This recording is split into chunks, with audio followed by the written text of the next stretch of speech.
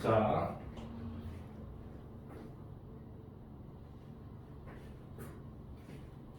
해봅시다.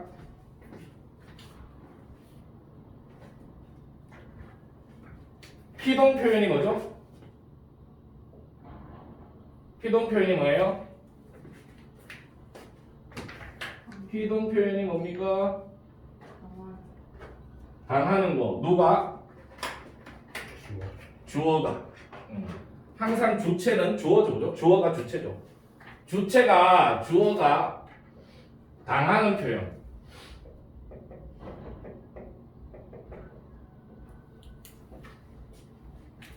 주체가 누구에게 당하는 표현. 그래서요, 피동 표현은요, 목적어가 없는 경우가 대부분이에요. 누구에게 당하는 거예요? 주어가. 그럼 사동 표현은 뭐예요? 시키는 거. 누가? 주어가 시키는 거예요. 그죠? 주어가 누구에게 무엇을 시키겠죠. 그래서 사동문은요, 반드시 목적어가 있어야 돼요. 피동문과 사동문 구분하는 방법. 헷갈릴 때. 사동문은요, 무엇을 시킬 테니까 반드시 목적어가 있어야 됩니다. 됐습니까? 됐습니까? 피동 표현이 주어가 당하는 문장이라면요,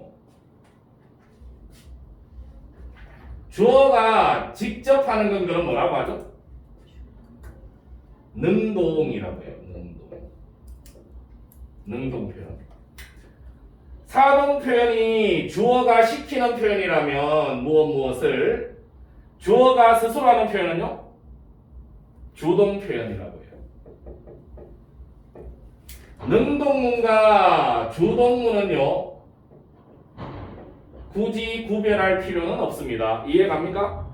능동문에 대응되면 피동, 주동문에 대응되면 사동, 사동문에 대응되면 주동, 피동문에 대응되면 능동이다라는 정도만 알면 돼요. 됐습니까? 그러면 바로 연습을 한번 해보죠.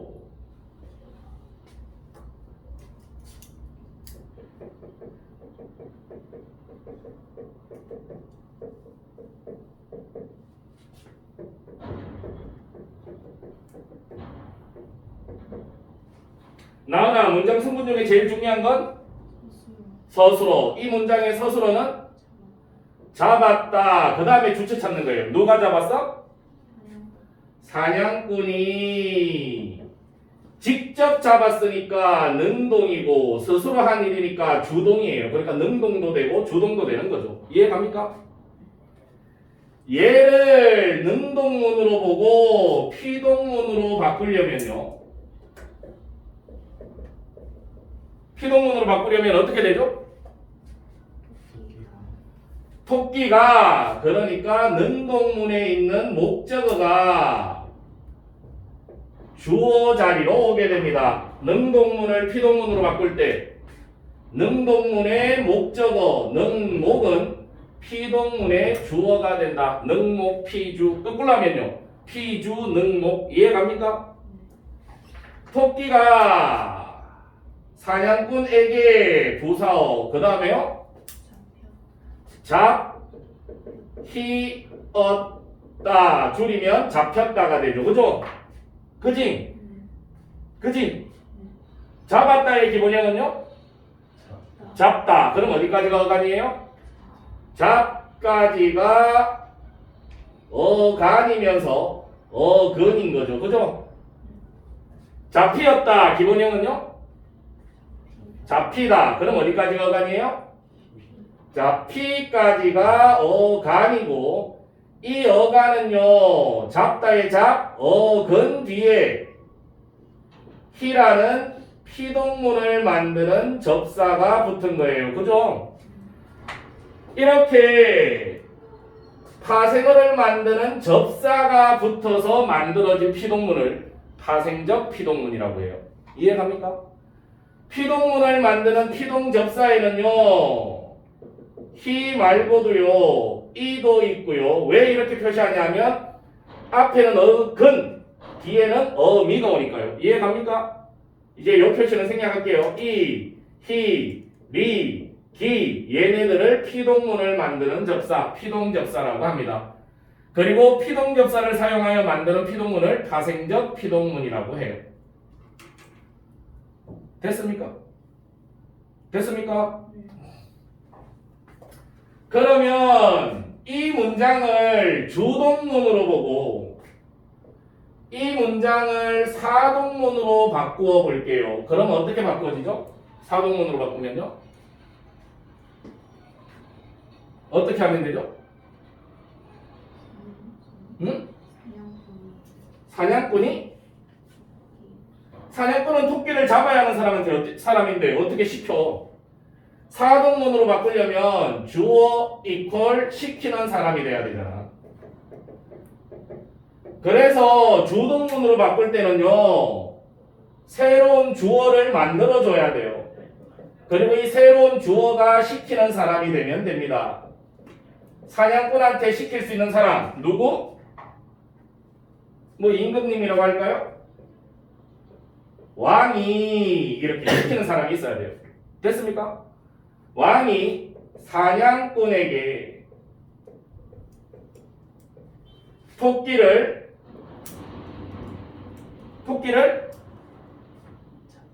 잡게 했다.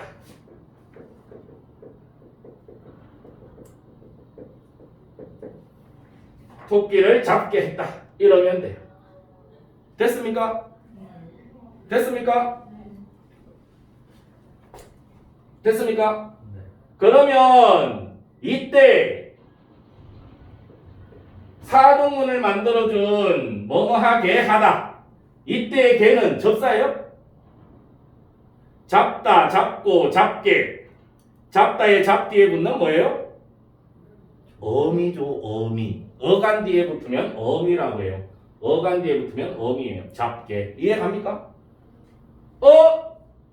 어미가 있네. 물론 연결음입니다. 잡다와 하다를 연결하기 위한 어미. 이해 갑니까? 어미가 있네. 우리 합성할 때 했잖아. 어미가 있으면 통사적, 없으면 비통사적. 통사라는 게 문장이거든요. 문장에서 제일 중요한 게 서술어야. 이해가니? 그러니까 연결 어미를 사용해서 뒤에 하다라는 용어를 가져오는 거지. 이해가니? 해서 어미가 있으면 통사적이라고 생각하면 돼요. 이해갑니까? 해서 이렇게 만드는 사동문을 통사적 사동문 이렇게 얘기하는 거예요.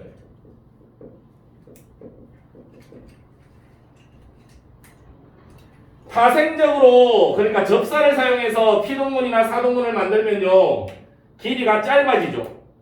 그래서 파생적 피동문이나 파생적 사동문은 단형 피동, 단형 사동이라고 하고요. 통사적 피동문이나 통사적 사동문은 뭐뭐하게 하다니까 길어지지 접사보다, 그지? 그래서 얘는 길장자 써서 장형 사동문 이렇게 얘기해요. 됐습니까? 됐습니까? 그러면 이제 좀 더 구체적으로 보죠. 뭐부터? 피동 표현부터.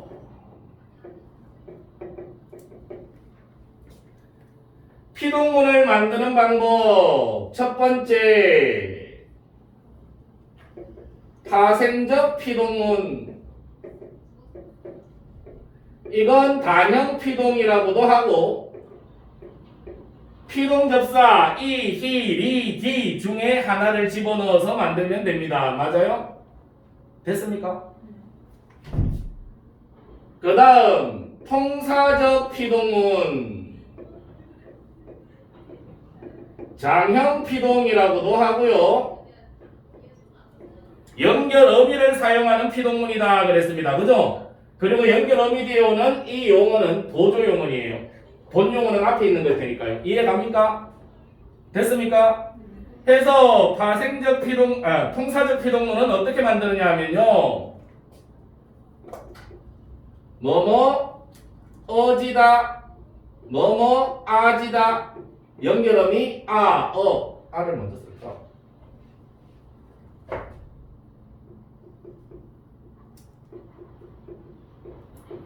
그 다음에 연결음이 돼. 뭐뭐하게 되다. 내 연결음이 돼. 얘는 빠져도 됩니다. 피동문 만들 수 있어요. 이해갑니까? 그때는 되다가 접사처럼 사용되는 거죠. 이해갑니까? 접사처럼 사용된다는 건 붙여서 쓴다는 거죠. 이해갑니까? 그 다음에 어휘 자체가 피동문을 만들 수도 있어요. 어떤 어휘? 당하다 이런 어휘는요. 이해갑니까? 됐습니까?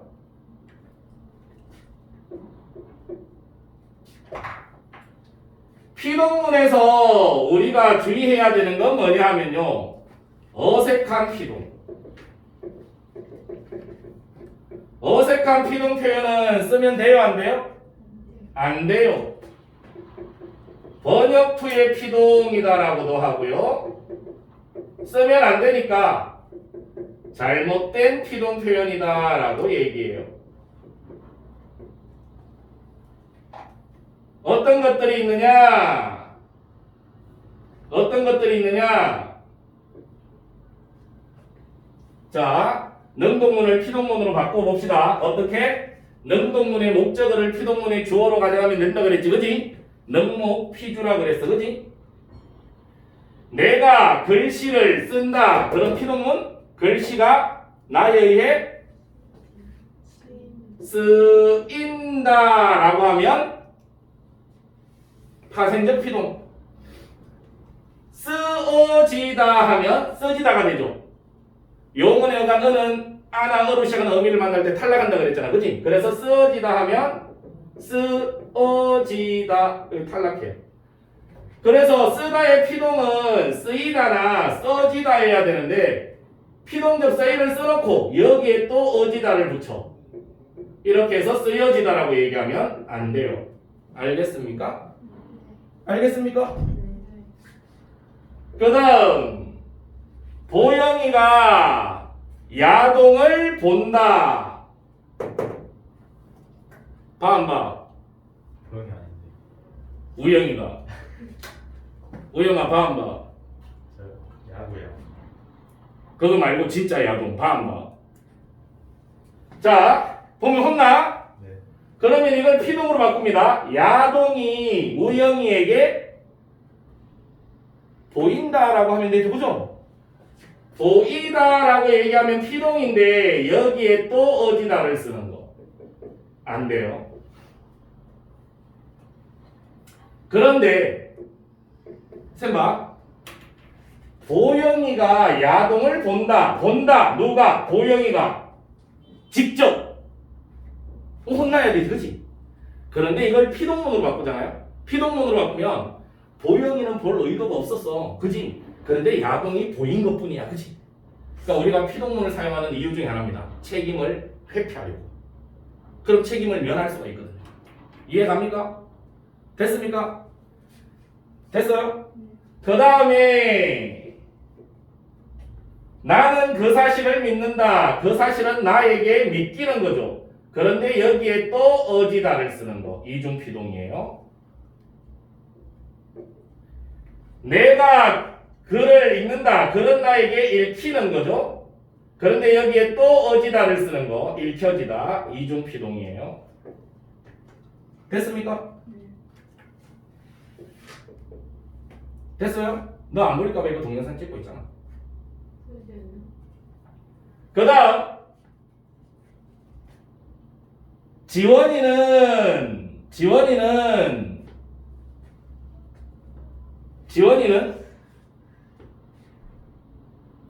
선생님이 지원이를 모범생으로 간주하잖아, 그지?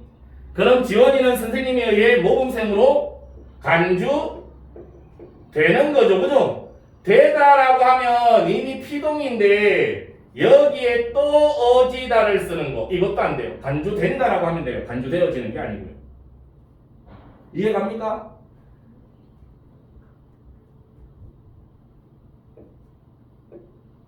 그럼 이거는요, 밝히다 하면 피동인데 여기에 어지다를 붙이면 이중피동 맞습니까? 아닙니다. 얘는요 잘못된 피동이 아니에요. 누군가가 그 사실을 밝혔다. 그럼 그 사실은 누군가에 의해 밝혀진 거죠. 얘는요. 밝히다의 사동이니까 능동일 때 희가 있었던 거예요. 이해가 가니? 그러니까 밝히다의 피동이죠. 참. 밝히다의 피동인 겁니다. 그러니까 이중 피동이 아니에요. 얘는요. 이해 갑니까? 됐습니까? 피동 표현 이해 갔어요? 필기 다 했으면 사동 표현으로 갑니다. 정리 다 했어요? 지워도 됩니까? 아니요. 여기는 지워도 되죠? 네.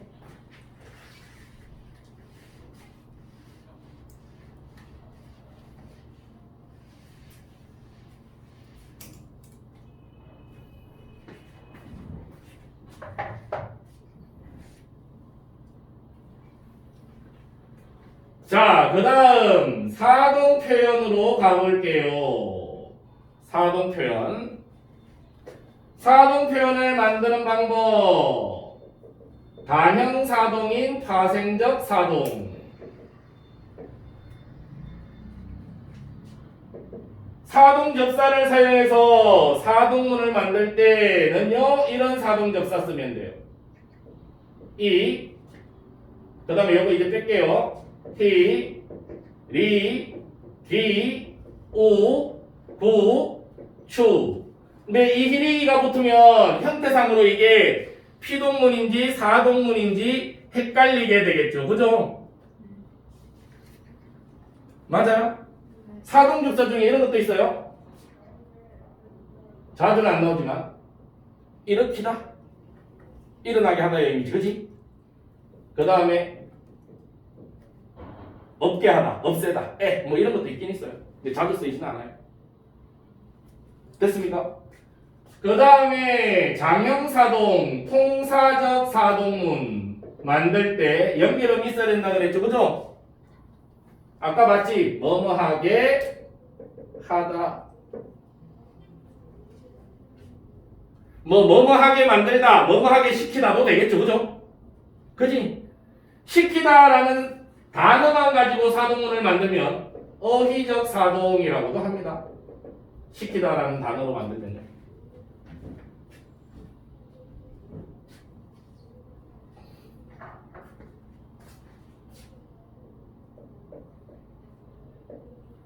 사동 표현에서 우리가 신경 써야 할 내용들. 첫 번째,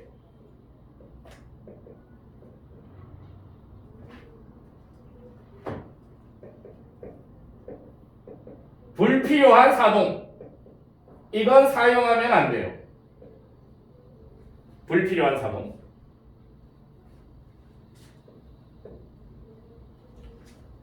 나은아, 요새 외로워? 외롭다고 해줘. 외롭지? 그럼 쌤이 괜찮은 남자애 소개시켜 줄게. 누가? 선생님이. 누구한테 시켜? 직접 하는 거지. 그러니까 소개시키는 게 아니라 소개하는 거죠.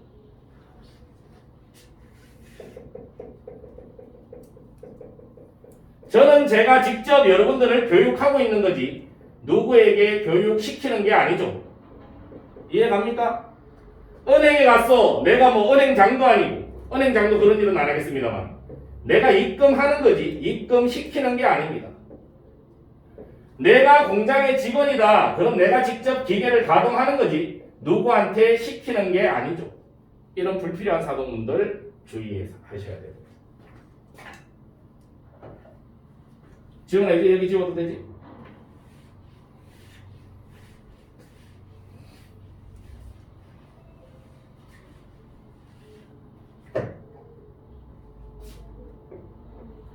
그 다음 이중사동. 근데 요즘은요 이중사동이라는 말을 잘 안 써요. 이중사동이라는 말을 잘 안 쓰는데 사동접사 두 개가 하나의 사동접사처럼 쓰이는 거. 이건요 이중피동은 잘못된 표현이라 그랬잖아요. 그죠? 근데 이건 잘못된 표현이 아닙니다. 아기가 잔다. 스스로. 그럼 얘를 사동으로 바뀌어요. 엄마가 아기를 자게 해야죠. 그죠? 그러면 자, 이, 우 이렇게 들어가죠. 그래서 재우다. 잘못된 표현 아니에요. 물을 차게 하다, 채우다. 잘못된 표현 아니에요. 알겠습니까? 됐습니까?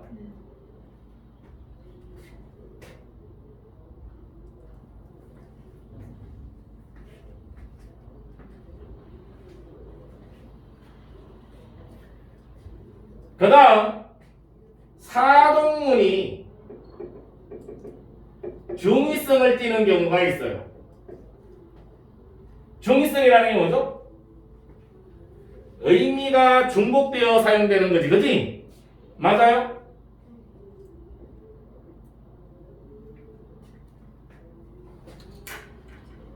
직접 사동의 의미와 간접 사동의 의미를 동시에 가지고 있으면 중의성을 띈다라고 얘기해요. 하나의 의미만으로 해석되면 중의성을 띠는 게 아니고요. 이해 갑니까? 직접 사동이라는 건 뭐냐 하면요. 직접 사동이라는 건 뭐냐 하면요.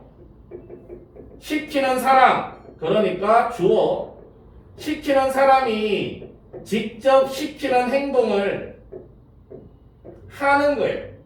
이게 직접 사동. 간접 사동은요. 말로 시킨 거죠. 행동은 안 하고요. 말로만 시킨 거예요. 그건 간접 사동이에요. 이해가니? 됐습니까? 보통은 접사에 의한, 그러니까 파생적 사동의 경우는요, 직접 사동의 의미를 띠는 경우가 많아요. 이해가니? 엄마가 아기에게 밥을 먹이신다. 그때는 직접 젖을, 그럼 직접 이렇게 행동하는 거지, 그치? 젖을 먹이신다. 엄마가 지연이에게 밥을 먹게 했다. 그때는 말로만 시켰을 수도 있지, 그치? 그러니까 뭐뭐 하게 하다, 통사적 사동의 경우에는 간접 사동의 의미가 강하고요. 파생적 사동의 경우에는 직접 사동의 의미가 강한데 중의성을 띌 때도 있으니까 주의하라는 겁니다. 됐습니까? 그 다음 마지막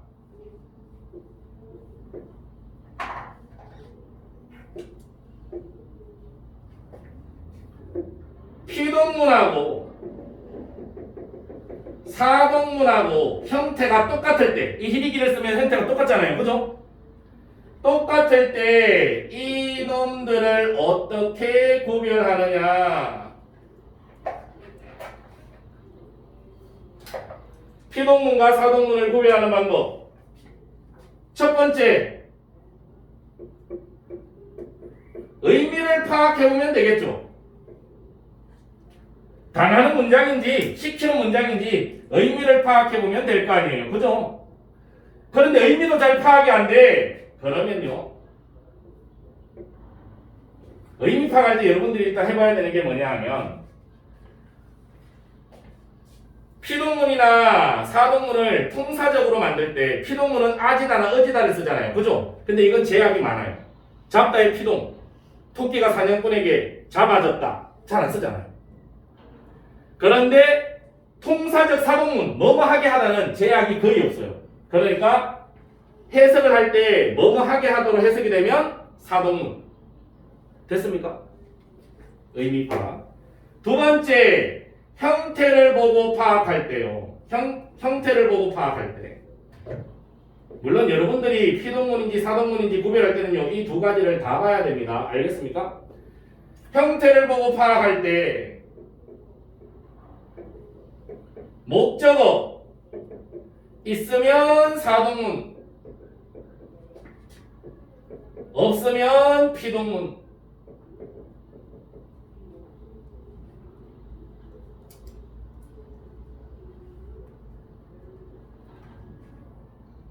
됐습니까? 뭐 더 적고 싶었는데 뭐 적으려고 했는지 내가 기억이 안 나. 아무튼 기본 개념 설명은 이 정도로 하고요. 더 자세한 설명이랑 문제는 나중에 프린트로 다시 합시다.